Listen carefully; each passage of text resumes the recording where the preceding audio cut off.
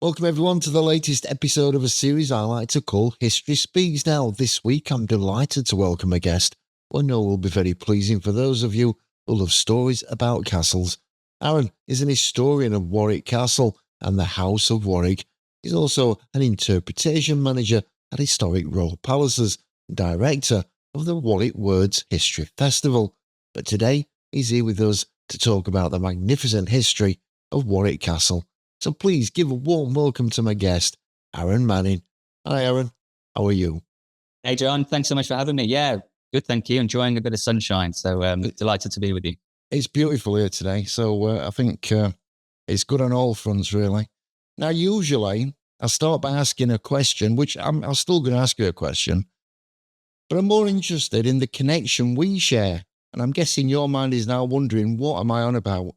However, after doing my research, I found out that you went to the University of Sheffield, which just happens to be my home city.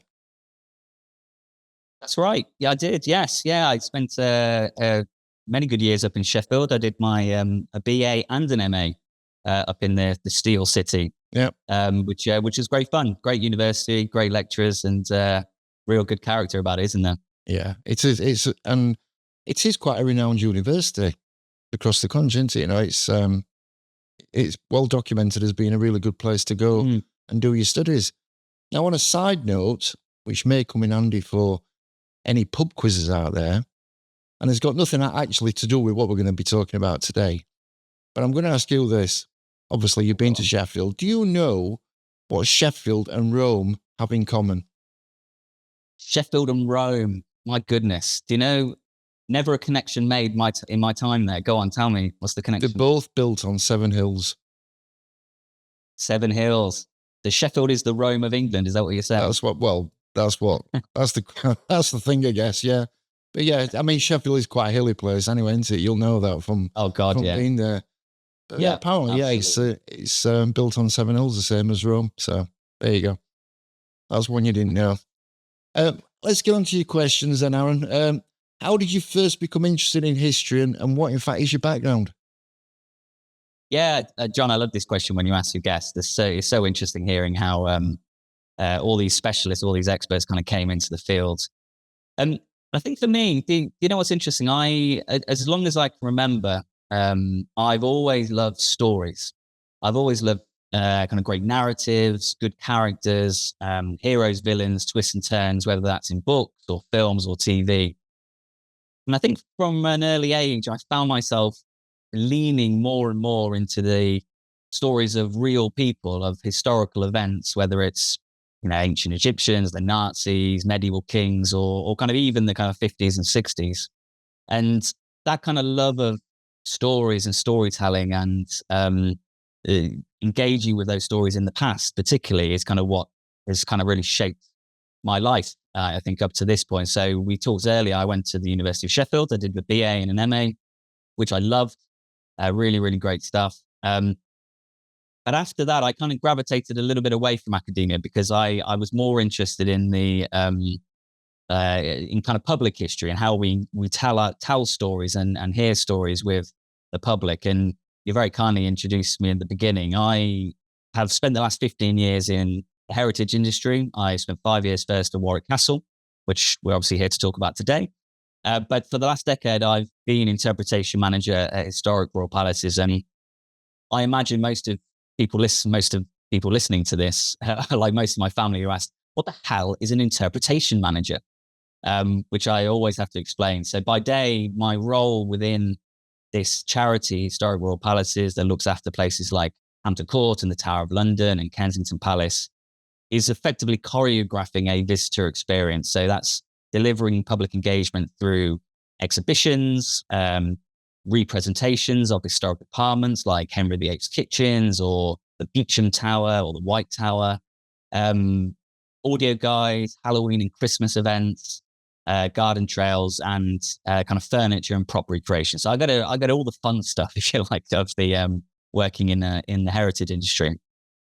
So that's what I do by day. But by night, as you said earlier, once I've driven back up the M40, I kind of think of myself as a social and cultural historian of Warwick Castle and the House of Warwick. And I've spent the last 15 years kind of delving into their archives, studying them, learning about their buildings, and trying to kind of discover more about their personalities. Who were the kind of people, and what is the meaning behind the building, this iconic building in the heart of Warwick, which I kind of balance with, I suppose, my great hobby, which is as director of the Warwick Words History Festival, this local history festival dedicated to non-fiction authors, specialist, established authors, upcoming authors, local enthusiasts, to kind of share the stories of the past with our local community. And I've been lucky enough to share the stage with people like Dan Jones, Frankopan, Tracy Borman,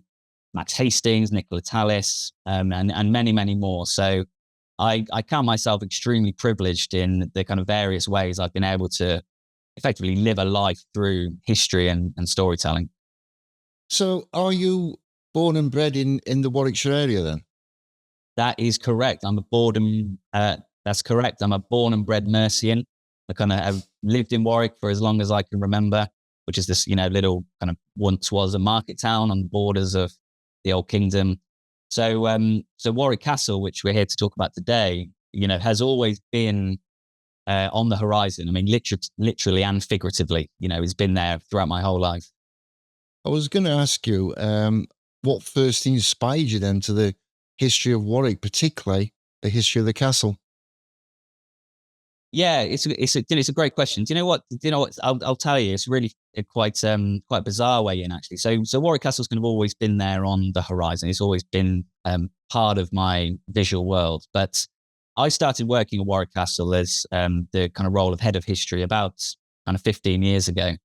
And I remember my first day being told a story, and my kind of gateway into really getting stuck into the story of Warwick Castle was actually through cinema, which is quite unusual. And it was just after I'd completed my BA at Sheffield. And what I tended to do when I was a student is, for the kind of subjects that I found a little bit boring, whether that's because the subject matter or the lecturer or just the dense reading we had to do, I tried to spice it up by often going into, the essays I would have to write by going in through the lens of films and cinema, which was always a bit more fun to kind of look at. So when I was studying British imperialism, my essay was about, the representation of the British Raj in British films of the 30s, or in the American West, I studied Disney's Pocahontas as a manifestation of 19th century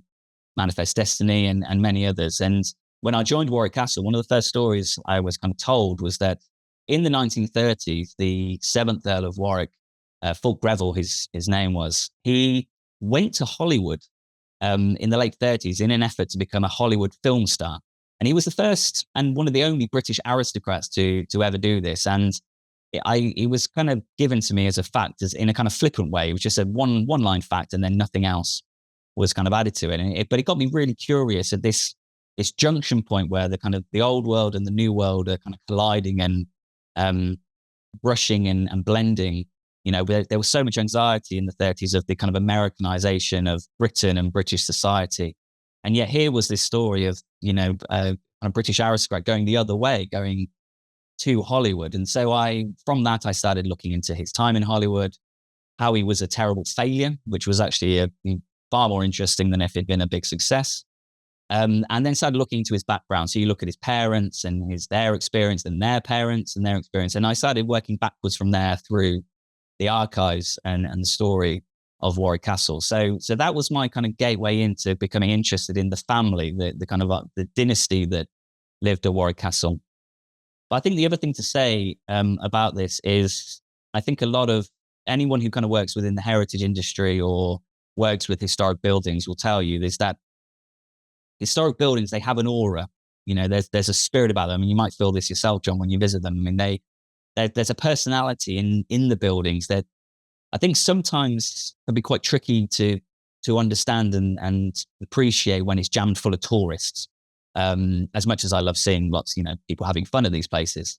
But I was obviously fortunate enough these kind of 5 years that I worked at Warwick Castle to spend many, many evenings and mornings wandering the ramparts, going through the gardens, being in the apartments on my own, I mean, in the stillness and the silence. And in that kind of moment of quiet, it kind of allows the building to speak for itself. There's almost a kind of sacral quality to those spaces. And you start to understand the kind of purpose of the building, what it means, the kind of magic and mythology behind it, why people believed certain stories associated with it, and the personalities that lived and worked there as well. And so I suppose, like a lot of historians, the history of Warwick Castle and the House of Warwick, and their servants and household that lived and worked there, has become a bit of an obsession of mine over the last kind of decade or so.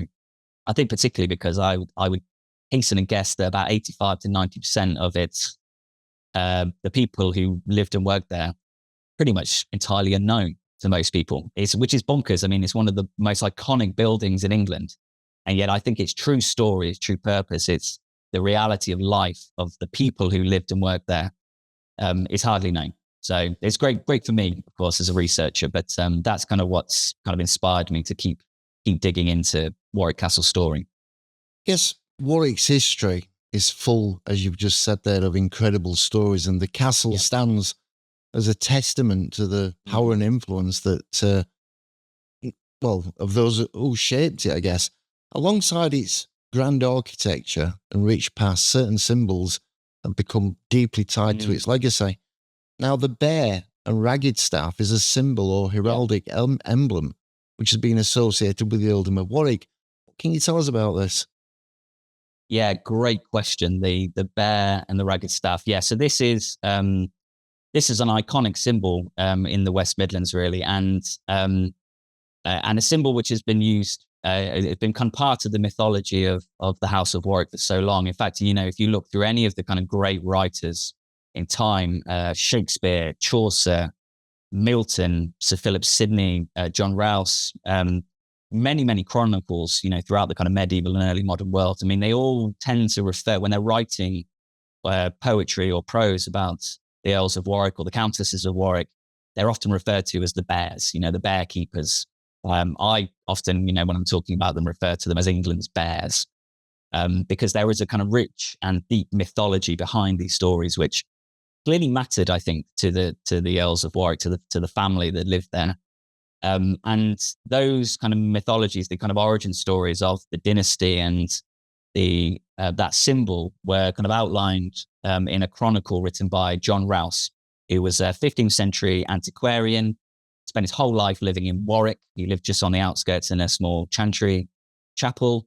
And he wrote lots of books. So he wrote a history of Warwick, which is now gone, and last he wrote a history of Warwickshire, which has gone and lost. But there is this surviving text in the British Library, which is called the Rouse Roll, which is a kind of 7-meter long parchment, a really, really long vellum parchment, produced probably in the 1480s.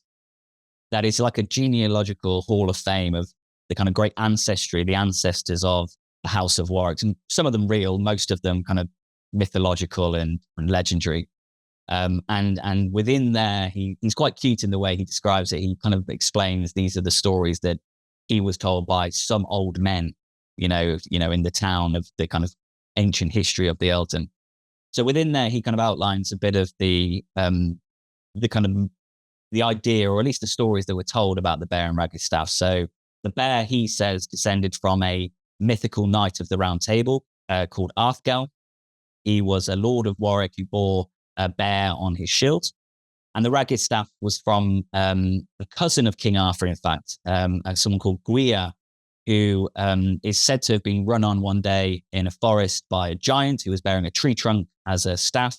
Gwyr overcomes the giant, kills him, and then in honor of that victory, adopts the ragged staff as his emblem. So those are the kind of legends. And I don't think, so those are the legends. I would say that there is a kind of real history here. And I don't think it's a coincidence that those two stories both situated within the world of King Arthur. Because the first time that the bear and ragged staff really begins to be used by the Earls of Warwick is in the middle of the 14th century. And I think probably the 1340s, 1350s, which of course is a great time of chivalry, of romance, of fantasy. You've got the King Edward III cosplaying as King Arthur, kind of almost trying to recreate the world of Camelot at Windsor, the Order of the Garter, this idea of the round table of knights that serve him, lots of jousting, lots where they're all dressing up in costume. And one of those key characters in Edward III's court was Thomas Beauchamp, the Earl of Warwick. He was one of the kind of great war captains of the age. So I don't think it's a coincidence that these legends are kind of fermenting and being associated with King Arthur when they're coming out around the same time. I think the reality is that the bear probably is a family animal. The Beauchamp Earls of Warwick, who I'm sure we'll talk about later, their kind of origin story really is from their hereditary sheriffs of Worcestershire, and the first Norman sheriff of Worcestershire was known as the Bear of Normandy. His first name was Ursa, which is kind of Latin for bear. And the ragged staff is a little trickier to get a hold of. There was a great historian in the 1980s, Professor Emma Mason, and she suggested that the ragged staff was probably a religious symbol, probably a sacral symbol representing a pilgrim staff adopted by the town of Warwick, possibly associated with another legend, Guy of Warwick. So, either way, I think the reality is that the union of these two symbols, the bear and the ragged staff, symbolically represent the union of the House of Warwick, this dynasty of this family, and the apparatus of power that came from Warwick. So Warwick Castle, the town of Warwick, Warwickshire, the county, the lordship that they ruled. And often that symbol you see, certainly the old symbols, the bear and the ragged staff, they're kind of bound by chains, they're kind of tied together in union. And throughout time, it's often, that's kind of what it has represented, I think, is the family and the lordship kind of tied together as one. I guess symbols like the bear and ragged staff do, as you've obviously just explained, carry so much history representing power and identity through the ages. Yep. But of course, the place most associated with them has its own incredible story, evolving over centuries into the landmark that we recognise today. Now, the castle dates back to the Normans when a simple motte and bailey structure was in place. When did the building start to kind of take shape to what we see today? Oh, that's a great question. Right, let me try and pack in Warwick's architectural history into a few minutes. So yes, it is true. The kind of original castle belongs to what I call this kind of second Norman conquest. So this is 1068. You've had the settlement in the southeast. William, Battle of Hastings, he's crowned king. London is subdued. There's a kind of agreement with the other great English Anglo-Saxon lords in the rest of the country. But that kind of begins to falter in 1068. There is a rebellion fomented by two Mercian princes, Edwin and Morcar. One is the Earl of Mercia, one is the Earl of Northumbria, up in the kind of north of England. And it's often quite it's often debated about what their rebellion intended to do. Were they rebelling against the king? Were they trying to kind of overthrow the Norman lords? I don't think that's the case, because often, certainly in Mercian history, Edwin and Morcar's kind of father and grandfather, they often broke out into rebellion, usually with the help of Welsh princes. And very often it was simply to get a kind of bargain with the king. So Edward the Confessor regularly had to kind of bargain with them, give them what they wanted. And they never really intended to cause much trouble. Problem is, though, they're reckoning with a brand new king. William is from Normandy, the land of the Franks. They do things differently there. So rather than kind of bargain with these two Mercian princes, what William does is he marches this enormous force of Norman soldiers, builders, architects, and traders through the heart of the West Midlands, and it kind of erects a number of castles as a kind of way of subduing unrest. And the first place he comes to is Warwick. Why Warwick? Well, it was a borough town. It was quite an old borough town. It dates from at least the early 10th century, possibly older. But it's really where the apparatus of royal power in this kind of region of the West Midlands operated from. So you had the office of the sheriff there.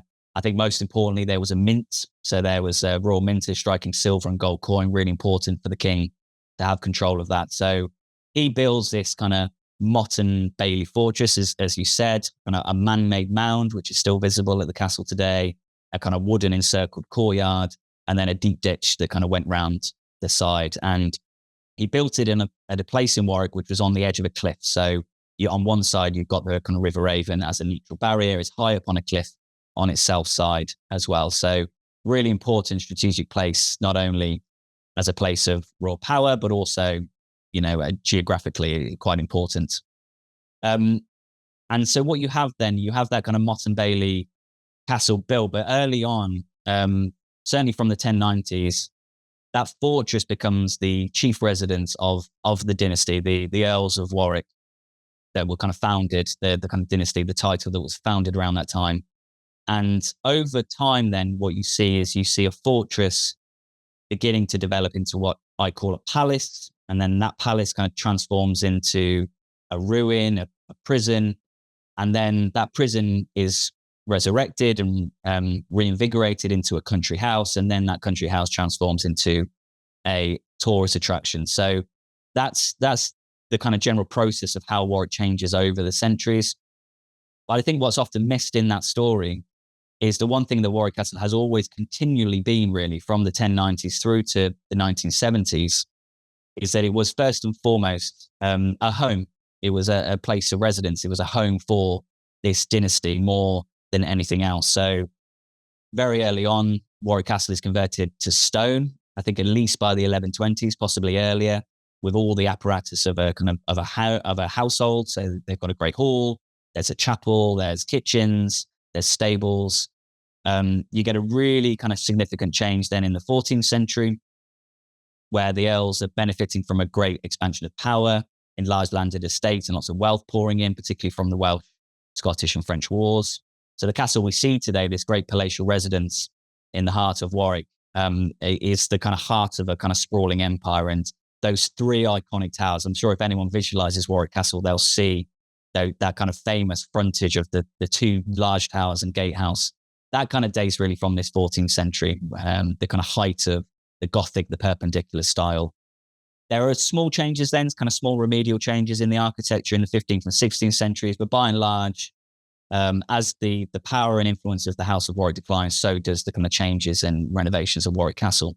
Until the early 17th century, when you see a kind of real shift in the kind of design, the style, and the purpose of Warwick Castle, away from a kind of symbol of power to more of a kind of private residence and a place for private leisure and pleasure.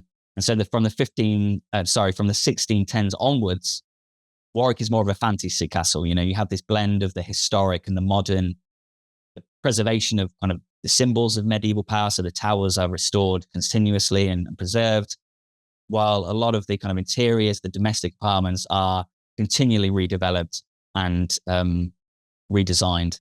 There's actually a great quote, one of my favorite quotes, I think, describing Warwick Castle. It was in 1615. There was a visiting deacon from Oxford who was visiting. He was doing a tour. He's quite good with his words. He's quite poetic. And he describes that Warwick Castle that he saw in the 17th century. He says, it was as if a lover built, but a soldier kept it. And I think that's a really nice kind of evocation of the kind of Warwick Castle of the 1610s onwards through to today, where you get this kind of symbol of military might, of power, of authority, with the beauty of gardens, the beauty of interiors, and the beauty of paintings. But the thing that's continuously, and going back to your original question, the thing that I think is really interesting from that original castle through to the present day is, despite all of those changes, all of the innovations, all of the changes in architecture and purpose and design and interests of the owners, the general shape of the building has never really changed. So when you go to Warwick, if you go to Warwick Castle today, that actual outline of the Motte and Bailey Castle, the mound with the wall surrounding a courtyard with a ditch surrounding it, has been preserved, for almost 1,000 years.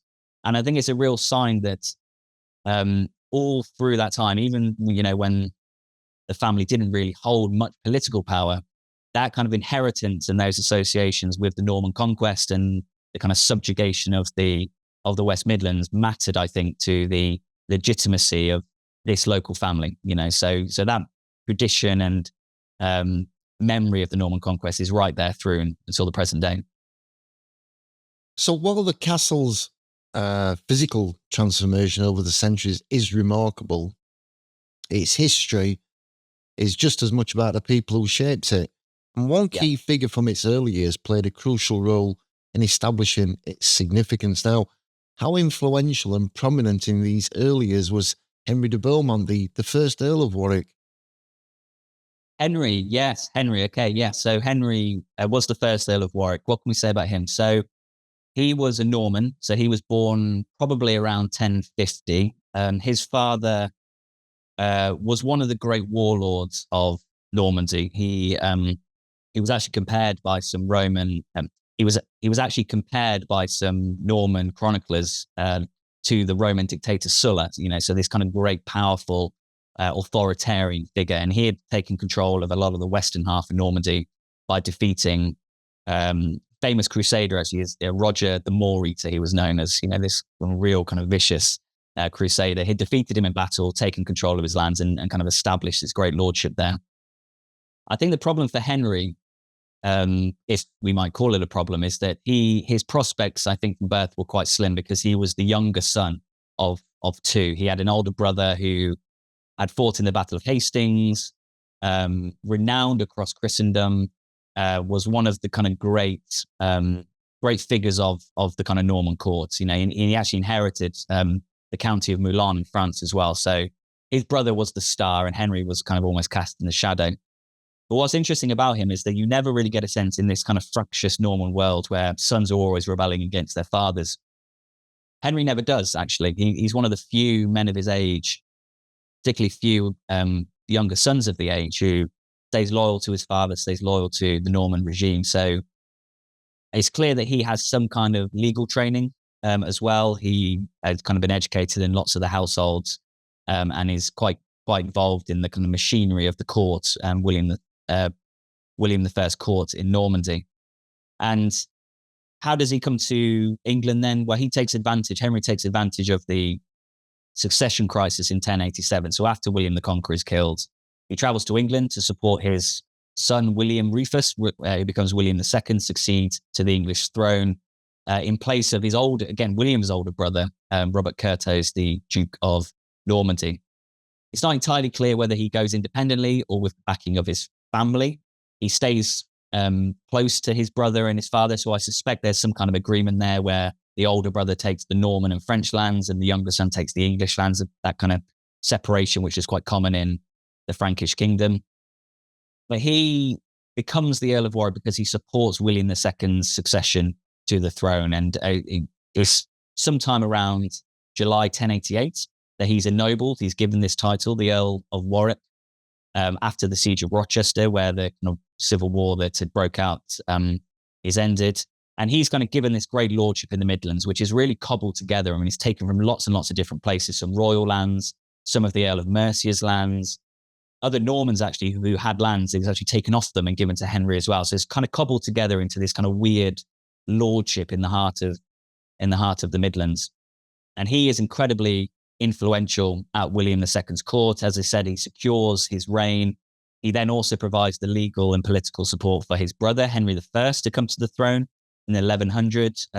One chronicler, William Malmesbury, describes him as the kind of unifying force. You know, when you've got, you know, these warlords kind of squabbling over who should be the king, it's Henry who kind of unites them, uses kind of the legal framework and political language to kind of unify the realm.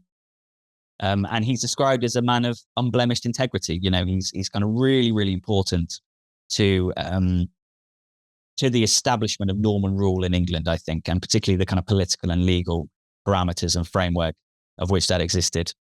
And he's quite influential in Warwick. I mean, I don't think Henry particularly likes Warwick much. I mean, he spends an awful lot of time back in Normandy after he becomes the Earl.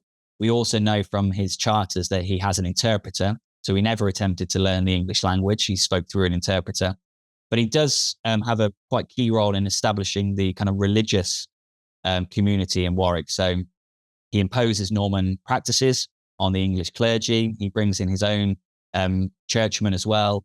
And he builds a priory to the Saint's Sepulchre, you know, a kind of crusading foundation in the wake of the First Crusade, which was probably one of the first in England as well. So he's quite an important figure.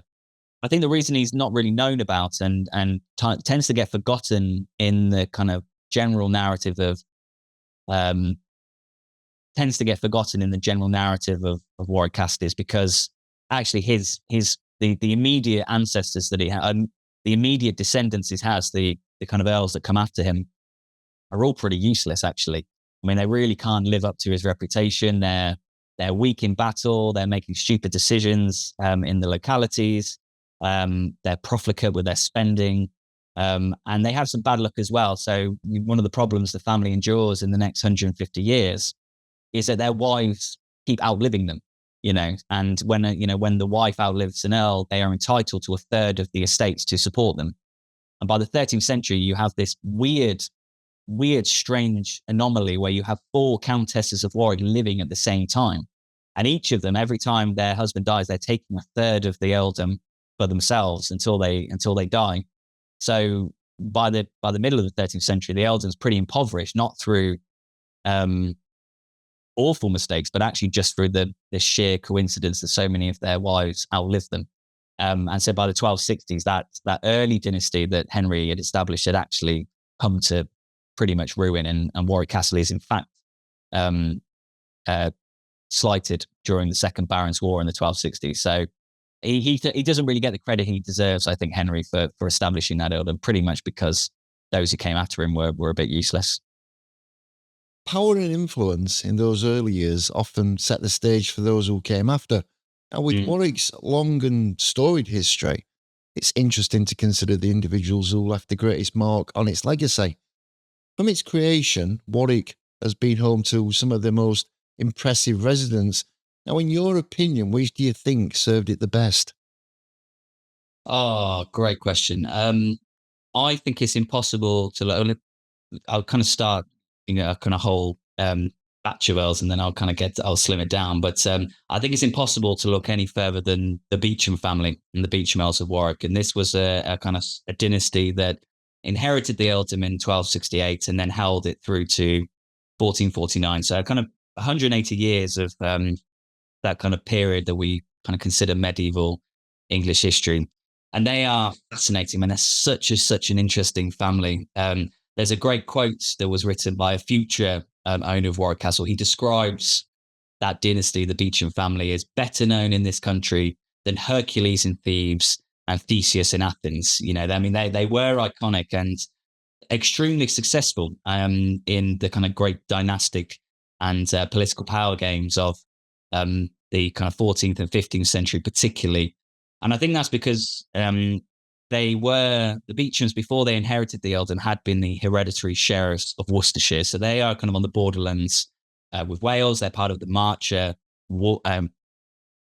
warlords. So they're kind of proficient in fighting. They're used to kind of harnessing war to kind of impose rule and control regions. And they bring that with them into the Warwick earldom as well. And it's not just about kind of enriching themselves and finding glory, but how to govern a lordship, how to expand a lordship, how to kind of control local politics. And they were incredibly successful. I would say probably I'm going to put myself on a limb here. I think probably the most successful medieval family in English history, possibly only rivaled by the Lancastrians, the Dukes of Lancaster, of course, claimed the throne. But I think other than that, the House of Warwick in now the 14th and 15th century were probably the most successful. And there's a couple of them that are particularly fascinating. The great thing about them is they all have brilliant nicknames. I mean, really cool nicknames. So there's one who's known as the Black Dog of Arden.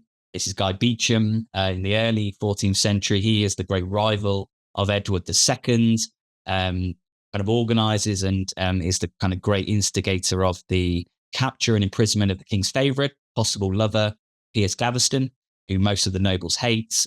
Gaveston is actually put on trial at Warwick Castle and then executed nearby on the road towards Kenilworth, which was the kind of road that linked the Earl of Lancaster's castle and the Earl of Warwick's castle.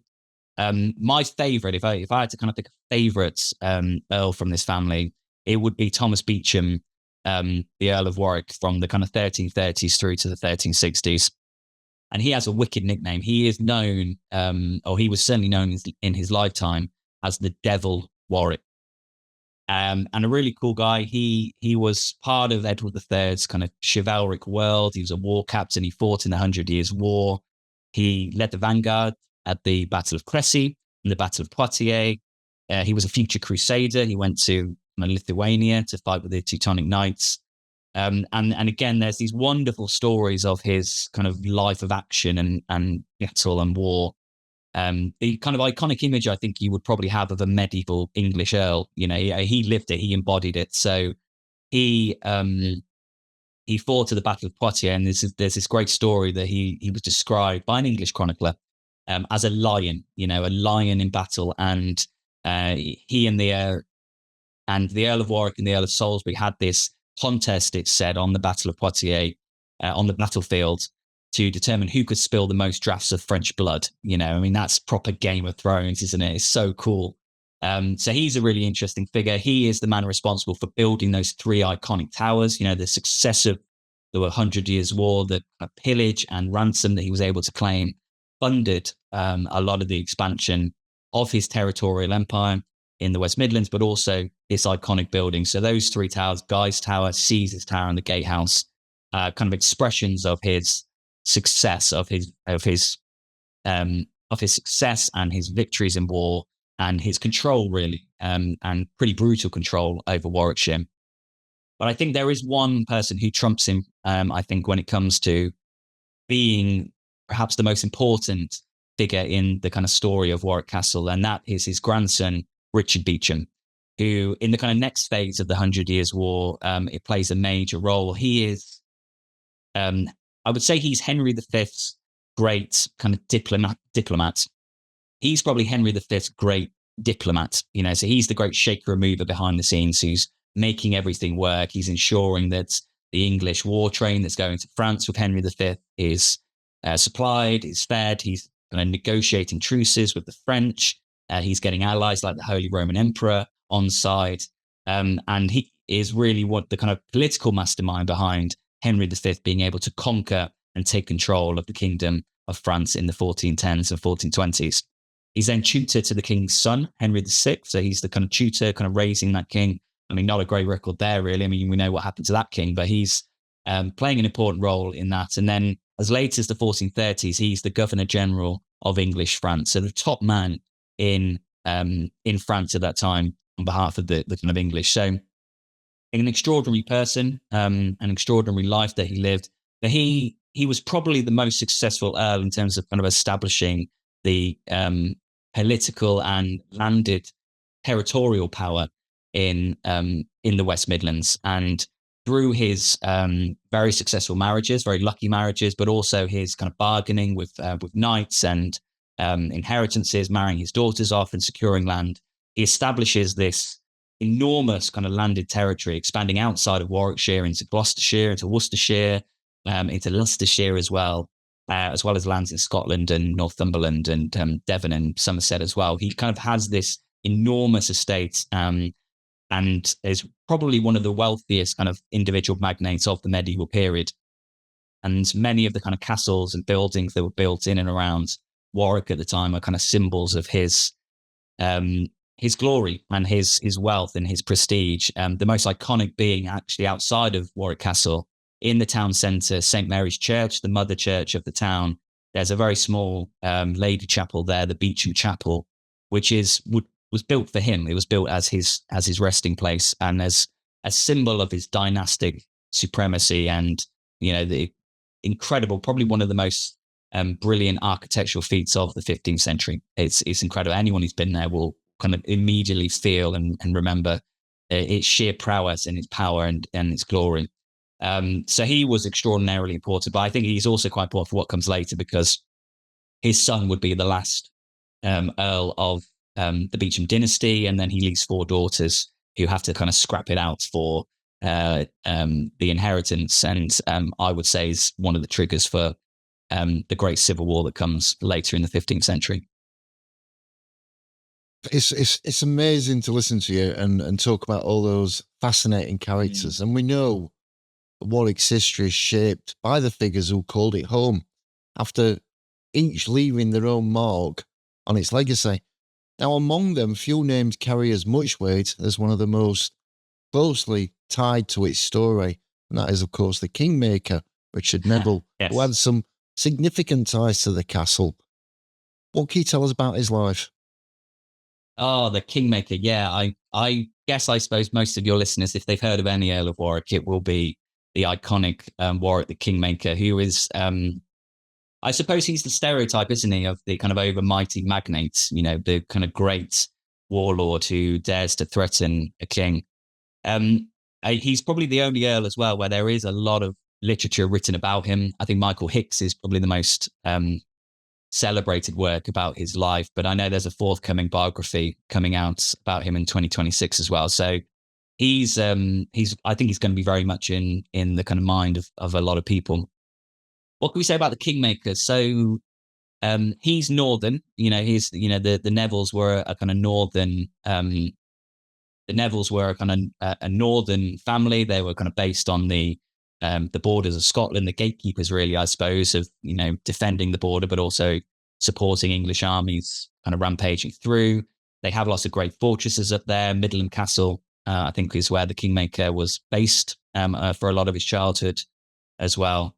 But how does he kind of become associated with Warwick? Well, the Nevilles, and particularly the Nevilles of Kingmaker's time, have great dynastic ambitions and great political ambitions as well. So his father particularly had been incredibly proficient at kind of marrying off his children into the great noble houses of England. He's not really, what you tended to do before that is kind of marry locally. You establish local ties, but his father is kind of broadening that out. He's establishing networks with a lot of the great noble houses, the Beauforts, probably the most iconic, the Yorks as well is another one. And then this family as well, the House of Warwick. And the Kingmaker is very fortunate because he marries Richard Beauchamp, who we were just talking about. He marries his youngest daughter, Anne, who didn't really have many prospects at the time of their marriage, but by a lot of luck, actually,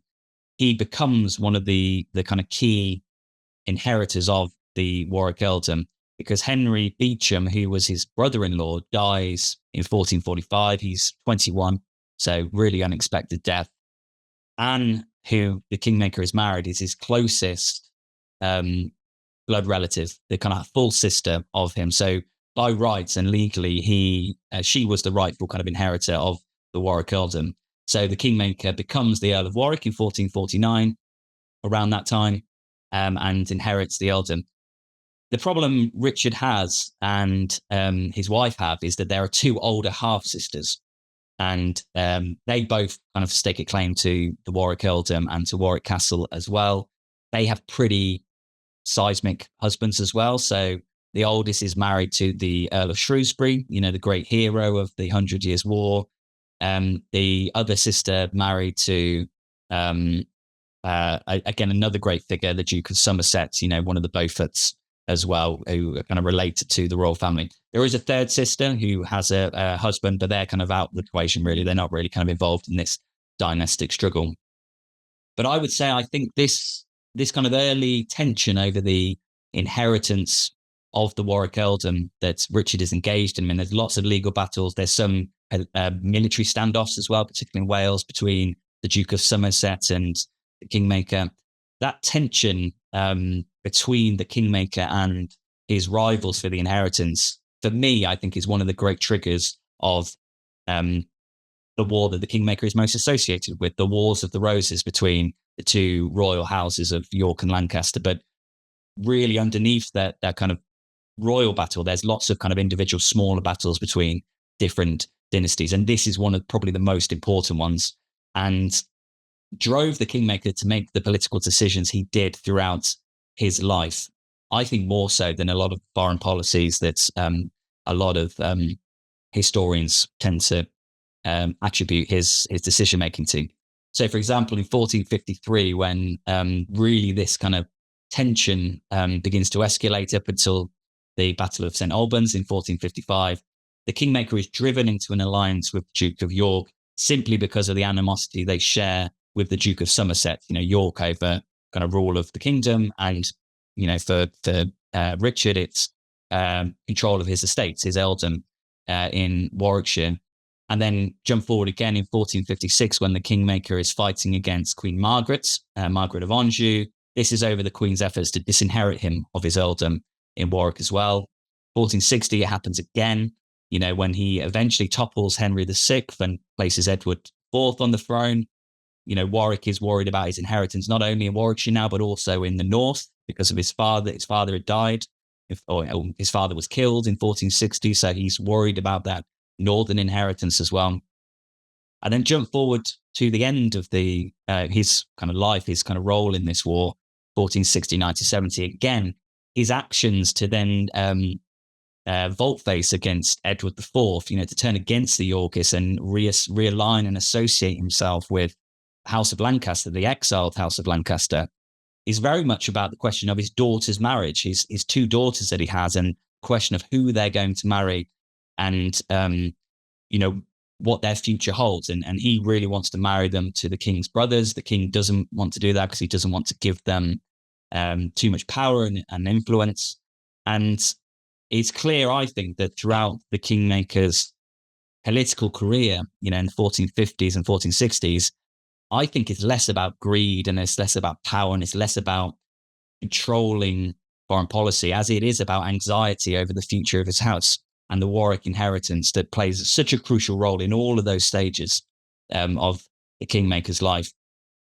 And I think, to be honest, if that tension wasn't there, if the Kingmaker didn't have the inheritance troubles that he had early on, would he have sided with the Duke of York in 1455 that led him on this path? I don't think he would. I think the House of York could have been neutered. So a really, really important role in this war. And I think one of the other things I would say about this that is quite interesting is that Warwick Castle plays quite an important role symbolically in this story. There isn't much action, if you like, that takes place there, but I think symbolically it kind of is quite important because it's a Warwick Castle that both of these daughters that the Kingmaker and his wife going to give birth to are both born at Warwick Castle, which doesn't sound like much, but if I kind of say that there had been no, other than one example, there had been no births recorded at Warwick Castle for the previous 150 years. And that's because the family didn't really give birth at Warwick Castle. It was the place of court. There was lots of people there. You didn't really want to kind of be giving birth in that kind of environment. There was a hunting park nearby called Wedgenock. There was a little lodge there called Goodrest Lodge. That tended to be where a lot of the members of the Warwick family were born. But the Kingmaker and his wife decide deliberately, I think, to have both children born at Warwick Castle. I think, again, symbolically to make this statement, to make a statement to their rivals that the Warwick inheritance, Warwick Castle belonged to them, that it is their inheritance and is part of their dynasty. And no matter all the travails and challenges that they have from their rivals, from the royal family over this, that they're determined to make this kind of stand in this statement. And that anxiety over the inheritance, I think, leads throughout the Kingmaker's life until his death in 1471 when he's eventually killed at the Battle of Barnham.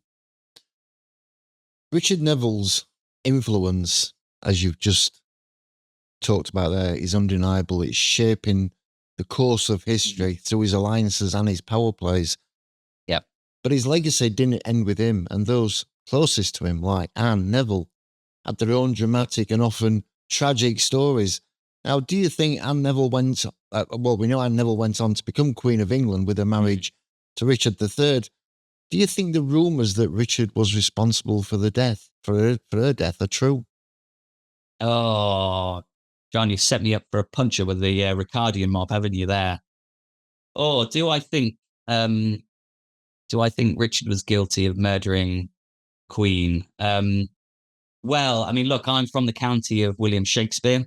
I'm also from the town of John Rouse, probably the two people who kind of spread that rumor and kind of created the black legend of Richard more than any other. So I probably should agree with them and say, yes, Richard was the kind of wife-killing tyrant that we think of him. But I mean, look, Anne Neville is Queen. I mean, she's one of the great enigmas, isn't she, in kind of the history of the Wars of the Roses. So much has been written about all the other queens, Margaret of Anjou, Elizabeth Woodville, Margaret Beaufort. but hardly anything on Anne. And I think there's so little that's known about her life, particularly as kind of queen, because either the records don't survive or perhaps she just wasn't kind of fit for the role of queenship. Not necessarily herself, but perhaps that she simply didn't want it. But to get to your question, so Anne, I think she dies, doesn't she, in 16th March 1485. So she's only queen for about 18 months, a little bit longer perhaps. And there were rumours after her death, as you say. It circulated in London that perhaps Richard had murdered his wife because he was trying to marry another. And I think, if I'm right, that the rumour was that he was seeking to marry his niece, Elizabeth of York, and kind of secure the kind of Yorkist wing of the kind of royal family who had was slightly against him at the time. I suppose the thing is that if we go back to the original sources, the chronicles, it's quite clear that Anne is incredibly sick, I think, for most of her time in London. I mean, the constant references to her being quite ill. I think she'd also lost her son recently, hadn't she? I think the year before, her only son, Prince Edward of Middleham, had been killed. Had died. Not been killed. It died. And I think this was a really crushing blow. I think Anne probably had a similar illness to her mother. I think it's quite interesting that both Anne and her mother struggled to have children. Anne, her mother, only had two daughters, despite many attempts, I think, to have it. And there's references in the local chronicles and the accounts that Anne Neville's mother was very sick and very ill in the process of having children. I think Anne probably was the same as well. I think one chronicler references that Richard was continually trying to impregnate his wife up until 1485 when the doctors ordered him to stop. And perhaps that had some kind of role in her kind of illness. But she was extremely sick, I think, for most of her time as queen. And there's one chronicler, I think it's the Croyland continuator, who says that after her son's death, she appeared in a state bordering madness, so melancholy, sickness, illness. So I think there's probably enough in the chronicles to suggest that perhaps Richard murdering his wife is an exaggeration, is possibly not true. And I think the reality is, and in fact, there's that same chronicler, the Croyland continuator, there's a really great reference in there. He references, I think, around this time when the Queen dies and the rumours are circulating, that one of his lawyers, William Catesby, who's actually from Warwickshire, in fact, who warns Richard that these rumours are troubling because the men who had secured the throne for Richard, the great warlords who were supporting him, the Northern Barons and the Midland warlords, their loyalty to him was based on their loyalty to the heir of the Earl of Warwick. So I think it would have been madness for Richard to then actively murder his wife, and risk this kind of union that he has, this backing he has that got him on the throne. Did he kind of hope that his wife died so that he could kind of be freed up to marry someone else? Possibly. I mean, that kind of possibly a little bit in there, the kind of political ruthlessness that Richard showed. There might be a little bit of that, but I think the idea of him murdering her, I think possibly is the kind of propaganda of his enemies. I think Richard could be accused of a lot and could be guilty of a lot, but that one perhaps I'd perhaps avoid digging too deep into. I think Anne's story, as you've really gone as far as you can, I guess, with that, it is filled with intrigue and uncertainty. And the circumstances surrounding her final days, I guess, only add to that mystery. Now, of course, the period she lived in was one of great turbulence, and the country, some years later, would again find itself caught in the chaos of war. The First English Civil War was a pivotal moment in the castle's history. What actually happened in that period? Oh, yeah, great question. Yes, the English Civil War, so interesting as a period to study, I think, when looking at Warwickshire and Warwick Castle.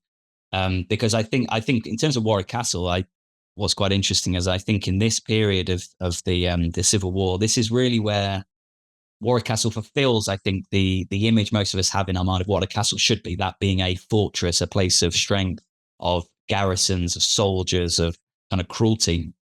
This is probably the only time that it actually fulfills that.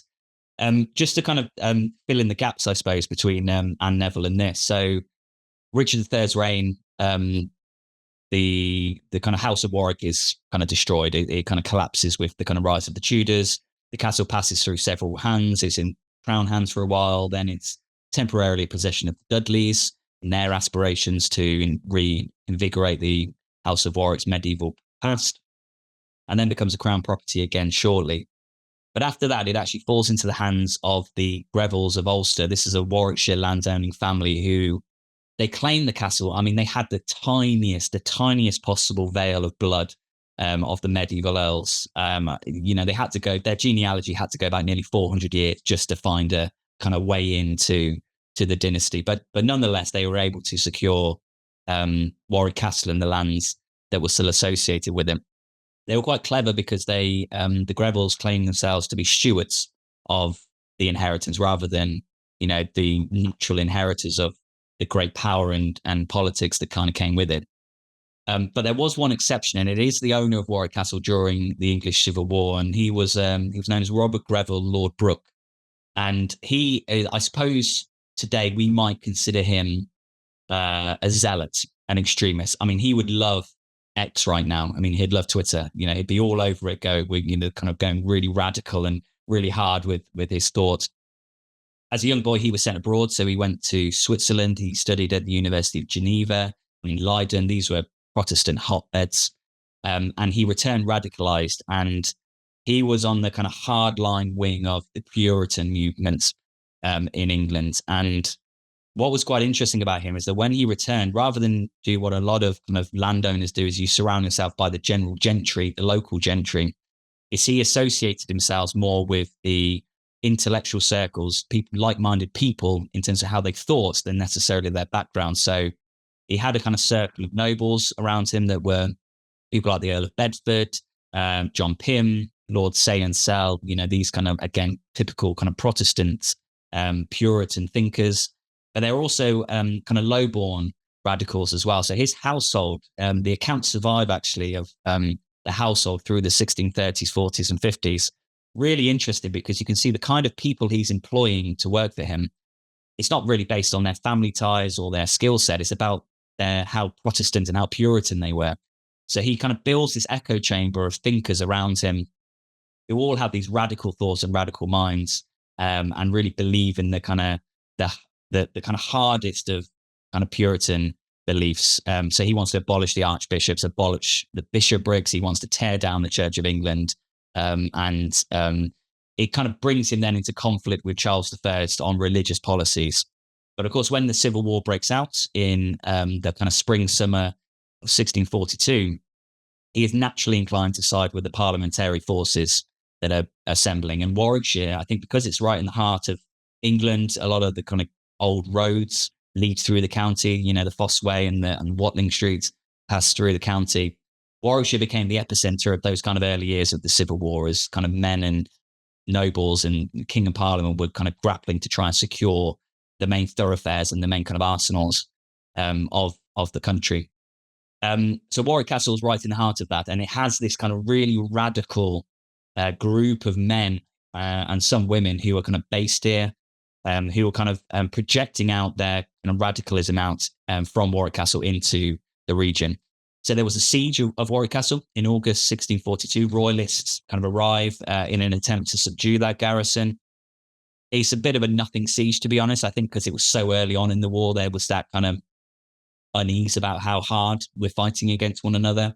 So it lasts about 2 weeks. A couple of people die. One of the butchers in the town dies because he tries to goad the garrison, for example. And there's lots of battles nearby. So the Battle of Edge Hill, of Marston Moor, of Worcester. I mean, they were kind of all within the vicinity of Warwickshire as well.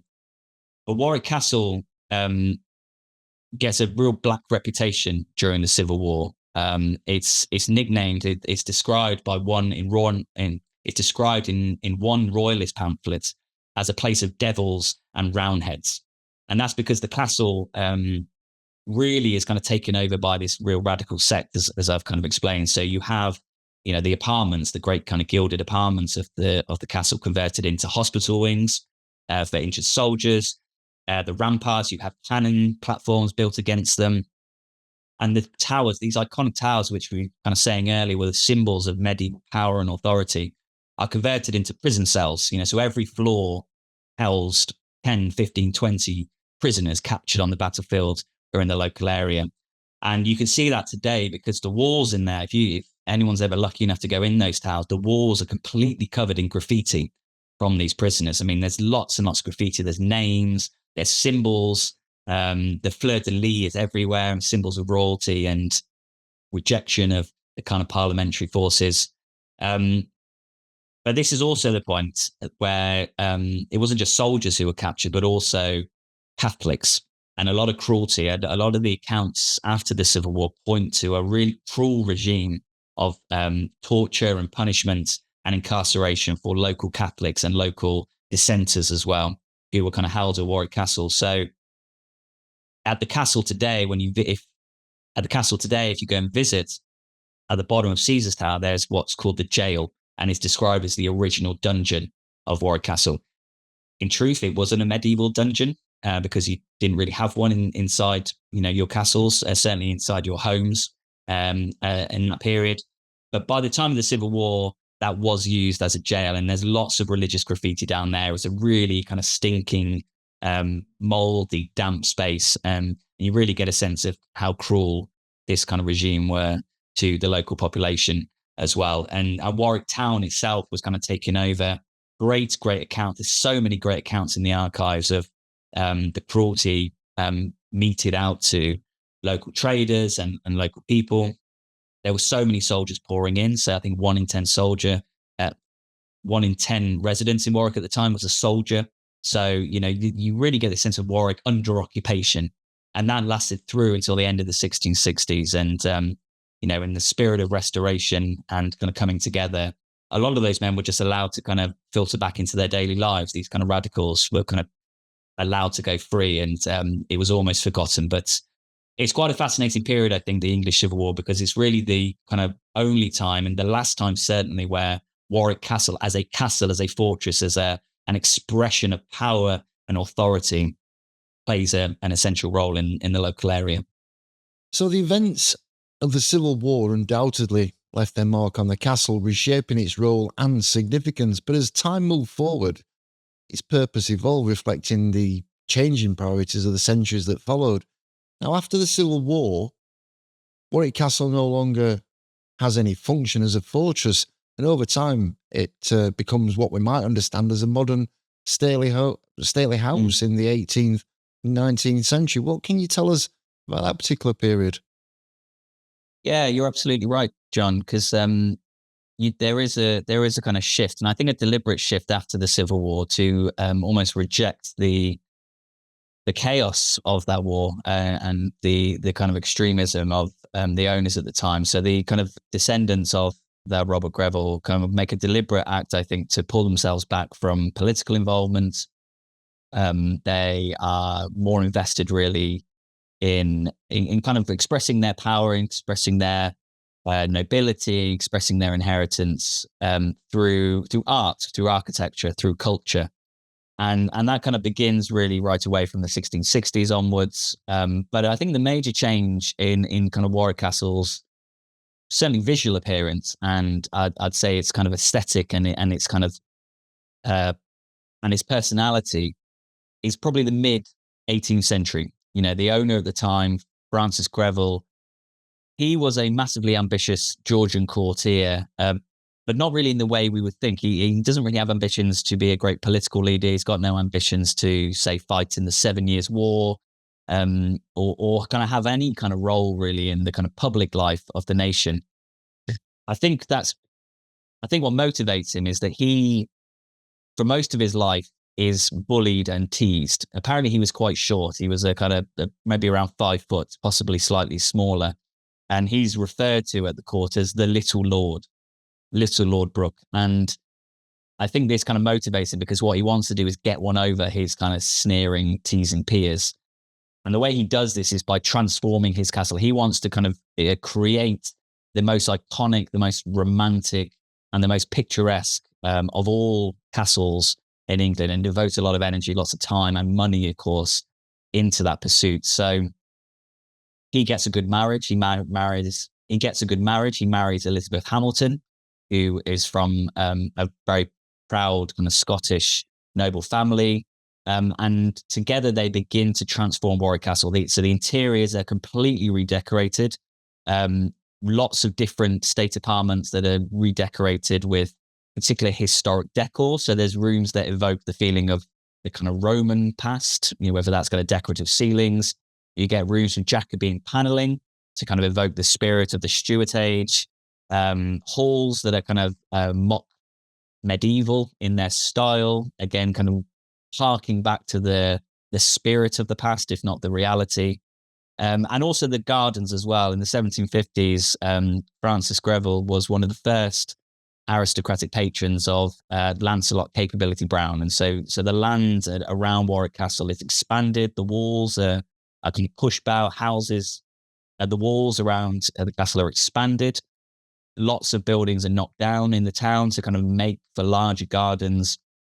And you get for the first time, I think, this sense of a private home, a private building that's, although always being a home, it had never really been before. It had always been a public space by and large, but that changes from the 18th century. And that continues with his descendants as well. So his son is a great collector. It's in the late 18th century, you get the kind of forming of an enormous art collection. He spends lots of money on marbles, paintings, lots of old masters, and deliberately kind of curated as well. So the paintings that are being brought for the castle in the late 18th century are paintings of, say, men in armor or women in restoration dresses or portraits of Tudor kings and queens. They're all designed to evoke the past. It's not really about the artist or the style. It's about evoking the spirit of the past. And that kind of continues through. And in a way, what they're attempting to do is to, as I said, kind of emphasize and legitimize their dynastic inheritance, not through politics now, but through art and design. And that kind of style, that kind of family tradition continues through until the 1880s. And there's a wonderful PhD by a good friend of mine, Dr. Adam Bushakevich, who has looked at one of the last great iconic artistic interventions at Warwick Castle in the 1870s and 1880s by Anne Greville, the wife of the Earl, who really masterminded the transformation of the interiors again, largely historically themed, but now with kind of enlightened kind of Rococo interiors and Italian Renaissance interiors, for example. So the Warwick Castle you visit today is an expression of the 18th and 19th century's idea of a castle, more than, say, the reality of what came before. I guess as the castle's role shifted over time, it, like you've just said, it took on an entirely new identity, adapting to the changing world around it. But beyond its transformation as a stately home, some of the individuals connected to Warwick Castle left just as lasting an impression. Now, someone else who is well known and associated with Warwick Castle is Daisy, the Countess of Warwick, who became a socialist and a Labour Party activist. What do you think about her life and the impact on the castle? Oh, Daisy, yes. Well, you're absolutely right, John, because I think the bulk of the Warwick Castle archive, just to go back to your first point, the bulk of the Warwick Castle archive is from the kind of 17th century through to the 19th century. I mean, masses and masses, tens of thousands of letters, of papers, of diaries, of memoirs that really give you a window into the private lives of these people. So it's an incredibly scandalous, incredibly chaotic world in which they live privately behind closed doors, which you can glean from the archive. But Daisy, I think, probably is the most scandalous of all of them and the most notorious. And you're absolutely right, because when you go to Warwick Castle today, other than the Kingmaker, who is a kind of central figure in the stories that are told there, the other one would be Daisy. So just a little bit about her story, I suppose, to set the context. She was born in 1861, the great heiress of the Victorian age. From the age of 4, she was destined to inherit this enormous Essex estates, this great lordship that had been built by her grandfather, the Maynard family. And throughout pretty much all her childhood, she'd been objectified by men, these powerful men who were sizing her up as a potential suitor for their sons. But she did eventually marry Lord Brooke, who was the son of the Earl of Warwick. He was a kind of shy, bashful kind of boy, and she quite liked that he kind of utterly adored her without any kind of aspirations for her money. Although the money, of course, was a great incentive for the family to go for it. But I think he genuinely loved her for who she was. But Daisy had been objectified by men all her life. Also loved the attention of men as well. And so, although she married Lord Brooke in 1881, throughout the 1880s and the 1890s, she has many, many male suitors, and she's a mistress to many of the great powerful men of the kingdom. The most famous being probably the most important man in the kingdom, Edward, Prince of Wales, and his set, the Marlborough House set, which was quite a scandalous and extravagant aristocratic set in the heart of London that she belonged to. But there is this change, as you say there, in the kind of late 1890s. She has this transformation where, after being personally targeted in the press, again, it's another interesting thing about her. She's always often reacting to the way people perceive her and the idea of her. She gets targeted in the local press and the London press, particularly for her extravagance. And as a result of that pretty kind of damning indictment of her in the press, she begins to devote her life to the socialist cause and to the left-wing movements, the labour movement, and philanthropic causes as well, particularly education for women. The great question over Daisy is, was she the champagne socialist? Was she the kind of aristocrat who kind of played the role of the maitre d' of the labour movement without really doing much to do it? Or was she a passionate advocate of change? And to be honest, I've given a lot of talks on Daisy, and a lot of her supporters can be as diehard as, say, the fans of Richard III. Really belief in her moral virtues and her moral pursuit. And I think she genuinely believed in the kind of socialist cause. I think it was genuine behind her. Whether or not her understanding of the socialist cause was the same as a lot of the other members of the movement is to be debated. But to go back to your question, looking purely from a dynastic point of view, Daisy's role in the story of Warwick Castle and the House of Warwick, she was a disaster. An utter disaster, because she came in with this enormous inheritance. It was supposed to save the family, lift the family back up into the higher echelons of the British aristocracy. But of course, she spends all this money initially on extravagant balls and parties and masks for her friends and her male suitors.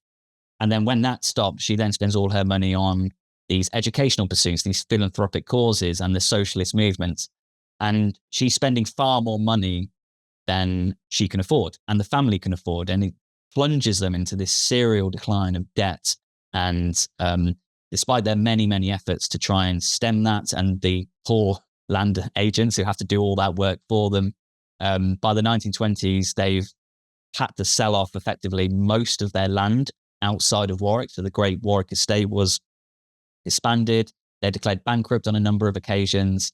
And Warwick Castle itself was actually rented in the 1910s and 1920s to an American millionaire. They had to give up Warwick Castle as well. Which kind of, I think from a dynastic point of view, when that kind of symbolizes your legitimacy and your power and your authority, is an enormous kind of deal breaker. To lose Warwick Castle, kind of really ostracizes the family from London society, as well as, of course, Daisy's constant trumping of the communist revolution as well in Russia. That probably doesn't help her reputation amongst her friends too. So although she has this great kind of reputation as a philanthropic socialist, from a purely dynastic point of view, it really was, I think, the beginning of the end for the House of Warwick, and set them on a path that led to their eventual decline in the later years of the 20th century. It's really interesting what you say about her, because a lot of people will probably once even heard about Daisy at all, and her influence on Warwick Castle adds yet another layer to its long and complex history. But history isn't just about the past, it's also about how we kind of engage with it today. And the way the castle is experienced has certainly evolved over time. Yes. How do you view the modern day tourism and how has it impacted the castle and its history? Yeah, great observation. Great question. I can ask you a question, John, actually. I mean, have you been to Warwick Castle in the last kind of 10, 15 years? I have, yeah. I went about 2 or 3 years ago. I think there was some sort of event going off, because they have quite big events, don't they? That's right. Where people have dressed up and they recreating probably more so the medieval times rather than any other period of time. So yeah, I've been. It is a fascinating place. Yeah, it is. Yeah, so it's quite an anomaly within the historic house, the historic castle kind of industry. It's owned today by Merlin Entertainments. This is a kind of entertainment company. They own theme parks like Alton Towers and Thorpe Park. And that was a kind of legacy of the sale of the castle eventually by the family in 1978 to the Two Swords Group, the Madame Two Swords kind of family and business, which is a kind of long, kind of complicated story I won't go too much into, is partly to do with, the economic problems of the 1970s and the last owner's kind of constant paranoia that the government were communists and going to kind of take all his land. So there's a kind of bit of story there. But what's quite interesting is, obviously Warwick Castle has a slight reputation today because of its associations with the theme park company. Warwick Castle has really always been part of, Warwick Castle has been really one of the great innovators of the heritage industry. That kind of stretches back to the time of Daisy, actually, the countess we were just talking about. Because while the castle, like most stately homes, had been open to tourists and to noble travelers who could book onto a tour, say in the 18th century, in the 19th century, and be shown around by a housekeeper, and they wouldn't pay to do that, but they would give a tip, say, to the housekeeper. Warwick Castle was one of the first to really commercialize its operation in the 19th and 20th centuries. And there are two particular figures I probably mention here that played an essential role in that. So the first was one of the castle servants in the 1880s. He was called William Fosbury. And Fosbury was a retired soldier. He had fought in the Crimea. He'd lost his leg, actually. I think he kind of stepped on and there was an explosion nearby. He kind of lost one of his legs. So he was kind of severely maimed and injured. On coming back to London, he met the Earl of Warwick, and the Earl offered him a role as land agent. And Fosbury was a brilliant strategist. They called him the Major locally, interestingly. I don't think he was a major in the army, but they called him the Major, I think, because he had their kind of strict military kind of persona and presence about him. But Fosbury was responsible for generating more income for the family. As Daisy is spending so much, they're kind of working on ways of kind of increasing their income. So he is one of the kind of innovators of the late 19th century, where he effectively turns Warwick Castle into a tourist attraction.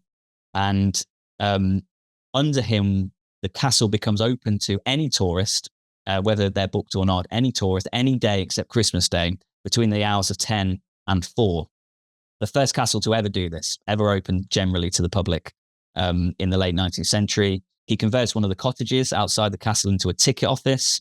Visitors are charged £1 to enter.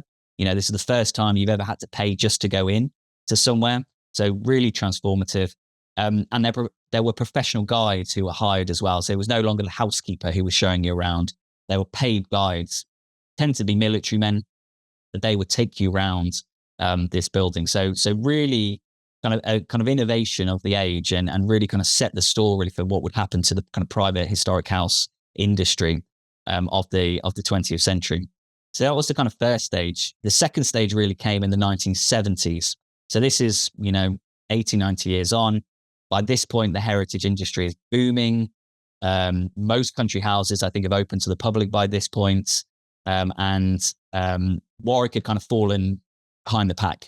Other places like Longleat or Blenheim or Woburn, Bewley, these were kind of the great houses to visit in the 1960s. Warwick, because it hadn't changed much since the 19th century, was slipping down the table in terms of the visitors who could come. So the owner at the time, Lord Brooke, the son of the Earl, he was desperate to kind of reinvigorate the castle, generate a surplus income that would give him a good aristocratic life while also paying for castle repairs and general kind of running costs. So he makes a really important and crucial decision. as the general manager from 1968, he employs a man called Gordon Cook. And Cook was somebody who had, by accident, kind of ended up one of the great innovators of the heritage industry as well. He began his life as up in the north, actually. He was a TV executive for children's entertainment at Granada, up in Manchester. And what he found is that he could actually pool his skills elsewhere in the world, elsewhere in the workplace. So he ended up being employed as a consultant in lots of different country houses. How could they attract families? What could they do for children? Are there things that would be more appropriate than, say, touring art collections that would bring in families? And Lord Brooke takes a punt on him. He appoints him as the general manager of Warwick Castle. And Cook then, so he plays an essential role in transforming Warwick Castle from the kind of country house visit to this place of entertainment and extravagance. So, under Gordon Cook, what you have at Warwick Castle is you no longer have kind of tours of the art collection. Some of the private apartments that have lots of furniture were closed. But instead, what he did is he opened towers and the ramparts to walk along. He opened a torture chamber, which was in a wash house, but by the by, he opened a torture chamber with lots of torture instruments. There were dungeons open. So that cell I was talking about at the bottom of Caesar's Tower during the Civil War was opened as a medieval dungeon. Lots of new stories, like in that dungeon there being an oubliette, where prisoners were forgotten and locked down underneath. Probably the most iconic story associated with Warwick Castle today, but it's an invention of the 1970s. I mean, there isn't an oubliette in there, nor was it ever talked about before the 1970s. So there was this drive to kind of bring in families by leaning heavily into the medieval, into torture, into dungeons, into knights, into fighting, into battles, into siege weapons as well. And, this idea of leaning into the kind of more macabre of the medieval world was an invention, was a kind of strategic aim of the 1970s at Warwick Castle.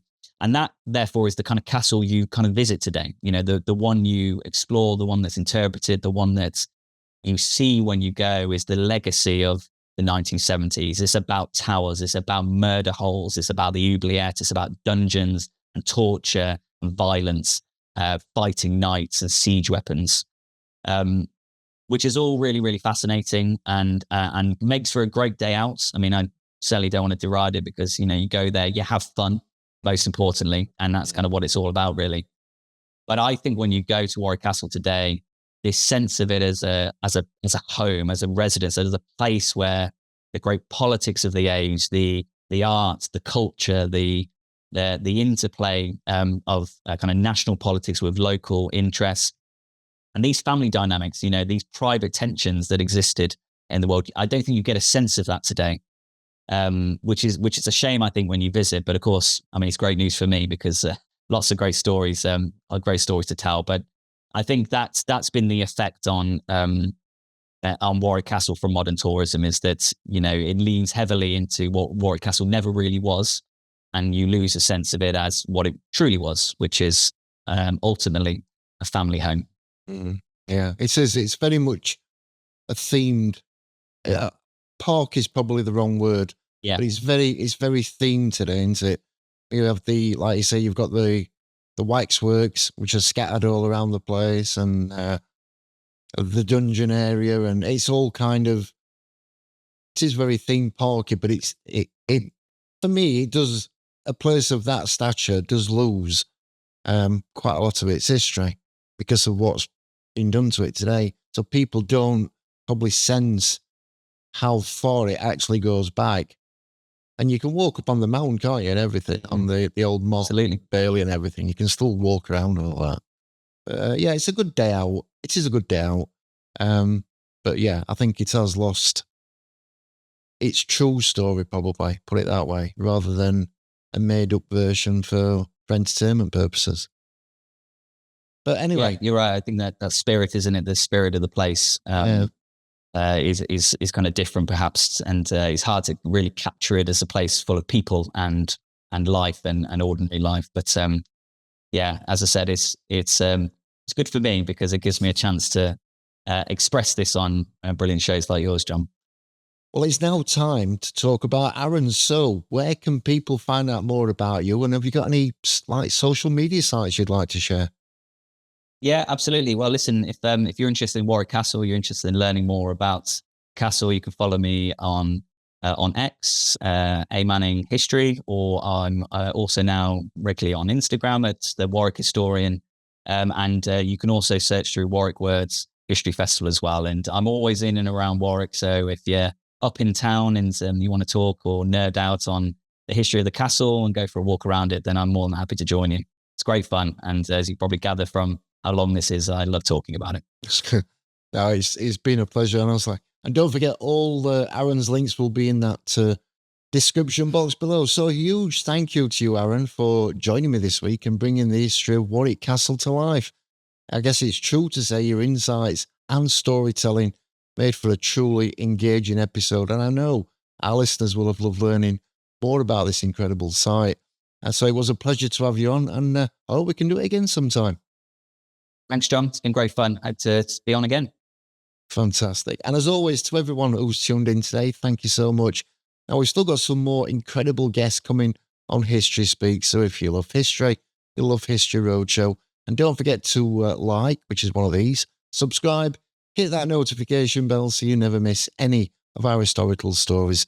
So until next time, keep exploring the past with us, and we'll see you in the next video. Bye for now.